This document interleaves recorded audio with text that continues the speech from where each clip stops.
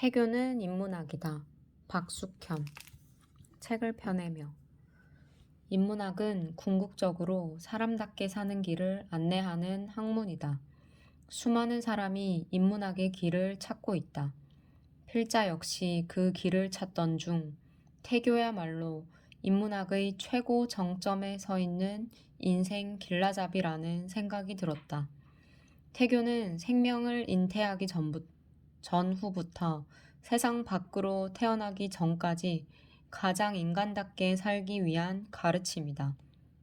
인간은 엄마 자궁 속에서 40주간 머물며 세상사의 희로애락을 만나기 위한 인성의 DNA가 만들어진다.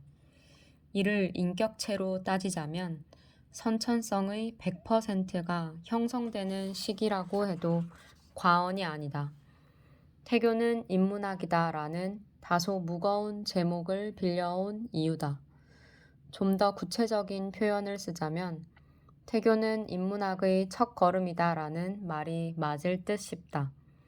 이 책은 원래 조선시대 이사주당이 지은 태교신기라는 과학태교의 원저를 재해석하는 과정에서 구상하게 됐다. 우연히 여러 대학에서 이사주당과 태교신기를 강의하면서 박숙현의 태교신기 특강이라는 허름한 교본을 펴내게 됐다. 그런데 발간되자마자 이 책을 찾는 사람들이 많아졌고 태교 지도사를 양성하는 여러 기관에서도 강의 요청이 들어오기 시작했다. 부끄럽게도 발간 2달 만에 모두 소진된 박숙현의 태교신기 특강을 좀 더 많은 사람이 읽을 수 있도록 수정 보완해서 감히 태교는 인문학이다 라는 개정판을 내게 됐다. 태교는 사회학적으로 볼 때 인간성 파괴를 막는 브레이크 역할을 한다. 이미 세상은 가족 붕괴 현상을 비롯해 반인륜적 현상이 심각해지고 있다. 물론 인간사는 태초부터 지금까지 늘 종말론이 대두되고 있을 정도로 피폐한 상황이다. 오직 사랑과 희생으로 결속된 가족 공동체만이 인간사의 희망일지도 모른다. 가족 공동체에서 떨어져 나온 남녀가 새로운 가정을 꾸리고 이 과정에서 태교를 통해 새 생명을 잉태하면서 온전한 가족애가 형성되고 결국 인류애의 초석으로 발전되는 것이리라. 이사주당은 태교의 중심 가치를 효와 예를 실천하는 심성 바른 아기가 태어나는 것에 두었다. 아이의 바른 심성은 부모의 선행이 전제돼야 하니 태교신기의 근본은 한 가족의 인간성 회복부터 시작되는 것이다. 태교신기가 위대한 저작임엔 틀림없지만 거의 알려지지 않아 아쉬움이 크다. 더군다나 신세대 임산부들은 태교신기를 알고 있더라도 쉽게 손이 가지 않을 것이다. 전통 태교는 미신적 요소가 많고 시대에도 맞지 않을 것이라는 생각 때문이다. 그런데 과연 그럴까? 태교신기는 당시 민간에 전해지던 속설이나 미신 차원의 글이 아니다. 과학적이며 경험에 근거한 실증적인 태교법임을 이사주당의 천재 아들 유희가 입증하고 있다. 태교신기는 마음 다스림, 일하기, 먹기, 자기 등 구체적인 태교 실천 방법을 제시하고 있다. 특히 마음 다스림 부분을 수차례 반복해 인성을 강조했다. 세부적으로는 건강함과 총명함을 추구했다. 현대 태교에서 지극히 강조하는 스트레스로부터 임신부를 보호하고 음식물 섭취 등을 잘해 태아의 건강을 챙겨야 한다고 강조했다. 또 검은고와 비파를 듣고 배곡과 공작을 보는 음악태교, 미술태교 등을 통해 태아의 뇌 발달을 도울 수 있도록 안내하고 있으니 얼마나 놀라운 일인가. 이 밖에도 부성 태교와 가족 태교를 주창, 아버지의 역할과 가족의 의무를 강조하고 있다. 또 태교를 하지 않으면 난산, 기형아 출산 등을 할 수 있고 태어나서도 생명이 짧을 수 있다고 경계하고 있어 언어 표현은 다르지만 세기를 뛰어넘는 책으로서 부족함이 없다. 당시 태교신기는 유일무이한 최고의 태교 전문서였다. 위당 정인보 선생은 태교신기를 보고 싶어 10여 년간 백방으로 수소문했다. 태교는 인문학이다는 태교신기에 대한 임산부들의 이해를 돕기 위해 다양한 해설을 시도하고 있지만 근본은 동서양의 검증된 과학적 태교를 바탕으로 쓰고자 노력했다. 따라서 현대의 임신부가 태교신기로 태교를 못할 이유가 전혀 없다. 탈무드는 무려 5,000년이라는 긴 전통을 간직하고 있지만 시대를 뛰어넘어 더욱더 사랑받고 있다.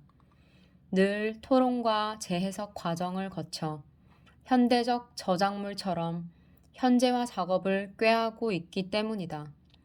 우리는 220여 년밖에 안 된 태교신기가 있는 줄도 모르고 있다. 혹시 조금 안다고 한들 고리타분한 옛것이라는 선입견을 품기 십상이다.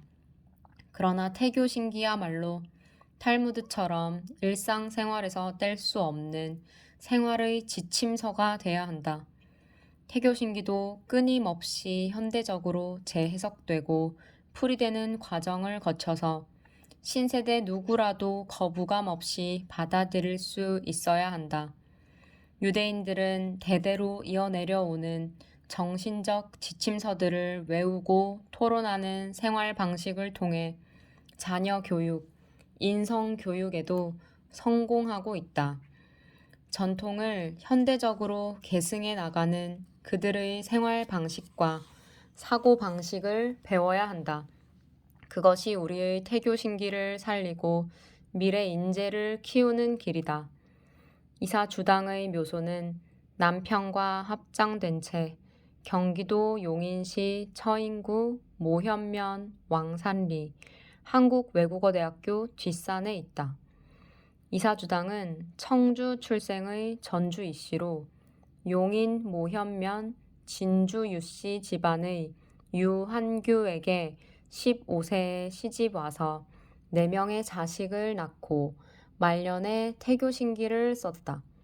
필자가 맡고 있는 이사주당 기념사업회에서 작게나마 묘역가는 이정표를 만들어 안내하고 있다. 바로 인근에는 천재 아들 유희 선생의 묘소도 있다. 가족의 묘소 일대를 가꿔 태교의 숲으로 만들면 신혼부부들이 찾아와 명상을 통해 그들의 맑은 정신을 맘껏 들이마시며 훌륭한 자식을 잉태할 수 있지 않을까 하는 생각을 해본다.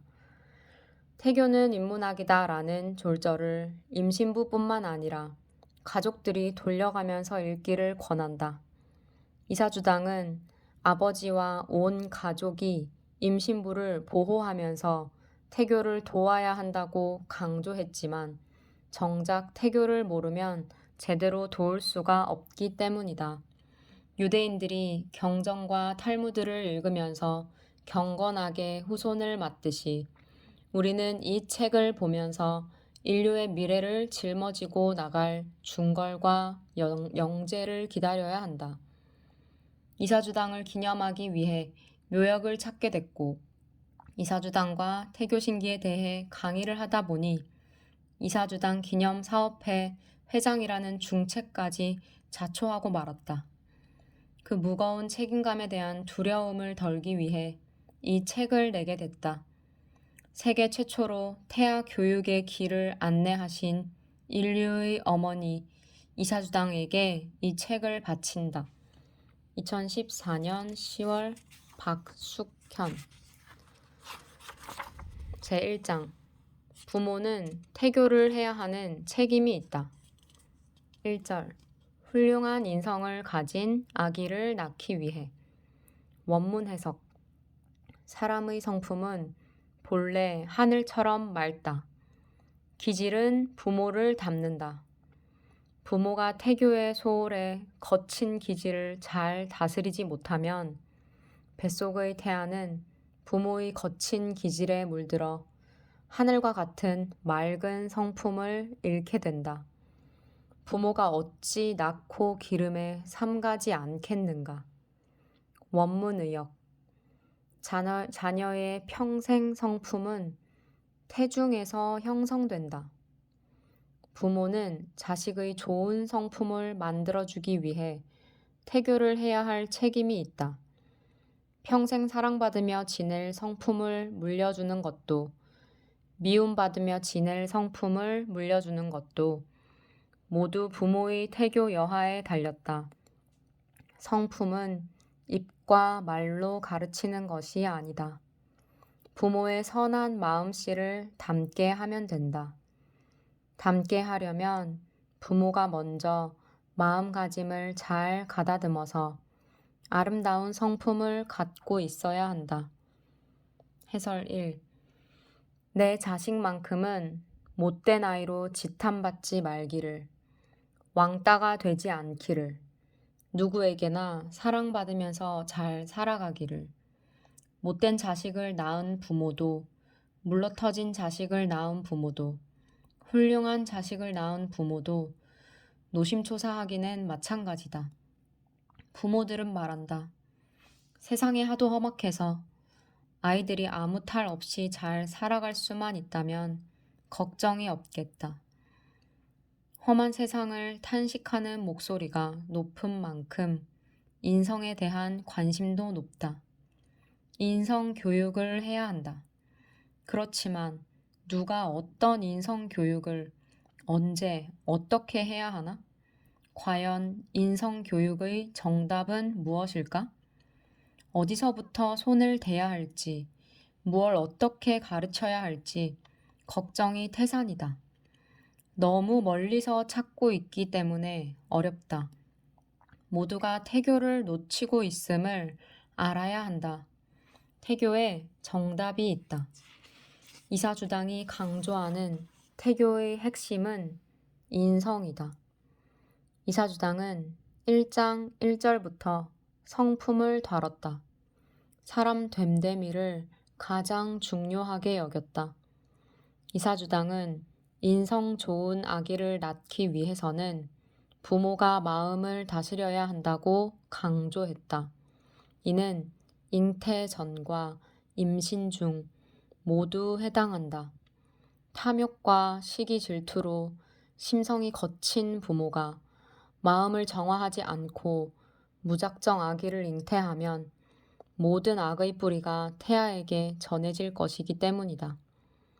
임신 중에도 착한 마음씨를 갖지 않으면 태아의 성품이 새까맣게 물들어 버릴 수도 있습니다. 하늘색 성품에 먹구름이 뒤덮여 버리는 참담함.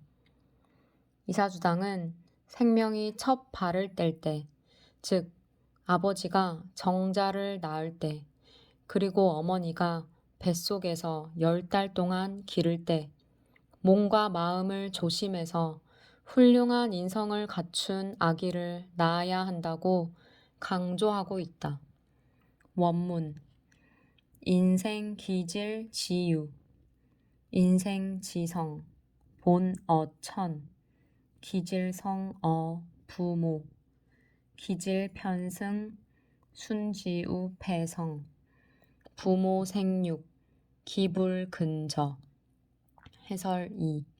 태교는 임신 전부터 해야 한다. 임신 전부터 부부가 마음을 정화하는 것. 그렇게 제2의 탄생을 하고서 맑은 마음으로 부모의 마음을 닮은 아기를 당당하게 기다리는 것이 바로 태교다. 학교 폭력위원을 하다 보면 아직은 여리고 어린 가해 학생들이 안쓰러워 며칠씩 맘고생할 때가 많다. 자식을 잉태하고서 기뻐했을 부모들이 왜 아이들을 이 지경으로 만들었을까 싶어 속이 상한다. 부모가 태교를 몰랐거나 안 했기 때문이다. 태아의 뇌에 한 번 각인된 성품은 아이의 평생을 좌우한다. 유대인은 아이가 태어나 글을 읽을 능력이 생기는 만 3세가 되면 히브리어 알파벳을 가르치는데 이는 학교 성적 때문이 아니다. 토라, 경전, 율법, 토라와 탈무드 그리고 기도문인 쇠마를 늘 읽고 외우고 토론하게 함으로써 5,000년간 이어내려오는 율법 안에서 신의 말씀대로 경건하게 살아갈 수 있도록 하기 위해서다. 그 결과 국민들은 태어나서부터 죽을 때까지 경건한 삶을 살아간다. 따라서 특별한 준비 없이 일상 자체가 아름다운 아기 마중이 된다. 그들은 남자아이가 성장하면 613개의 술이 달린 찌찌라는 조끼를 입히고 머리에 키파라는 작은 모자를 씌운다. 613개의 율법은 구약 성경 모세 오경에서 나온 것인데 찌찌를 입는 것은 사람의 뼈가 248개로서 1년 365일을 하루같이 뼈마디에 율법을 새기라는 의미다. 또 키파는 항상 신이 머리 위에서 지켜보고 있으니 경건하게 살라는 의미다. 조상 대대로 내려오는 생활 문화가 그들로 하여금 하루하루 정화하는 삶을 살아가지 않을 수 없게 만든다. 우리는 먼저 그간의 찌든 마음, 즉 원망과 탐욕 같은 못된 마음을 정화하고 또한 하루하루 요동치는 마음도 가라앉혀야 한다.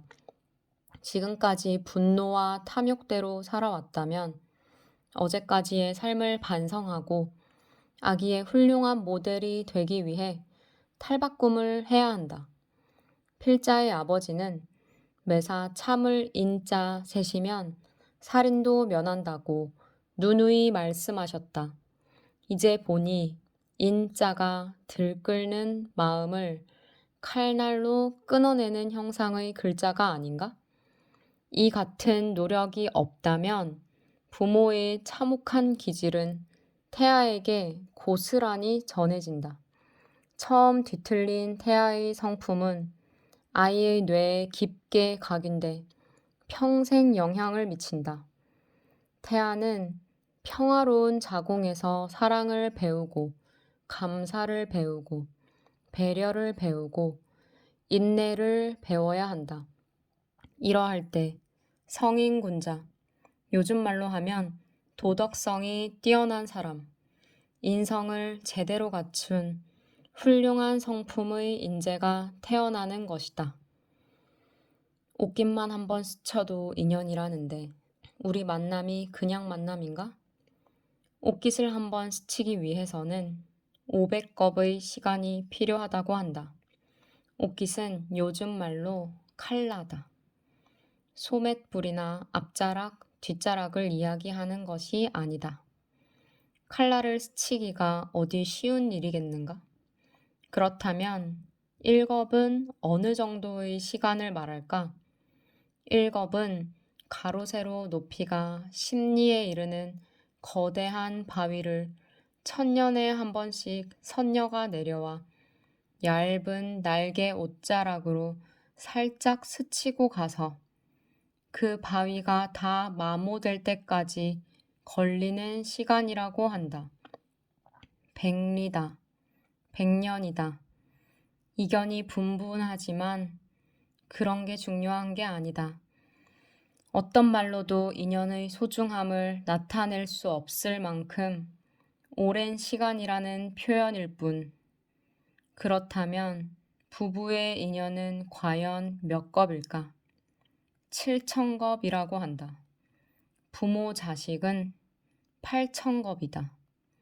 우리는 7,000겁의 그리움으로 부부간의 100년 가약을 맺고 8,000겁의 기다림으로 애틋한 새 생명을 맞이하게 된다.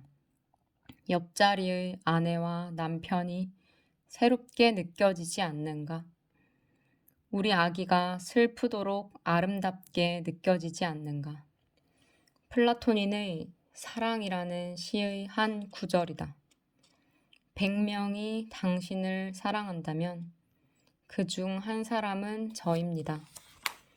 10명이 당신을 사랑한다면 그 중 한 사람은 저입니다.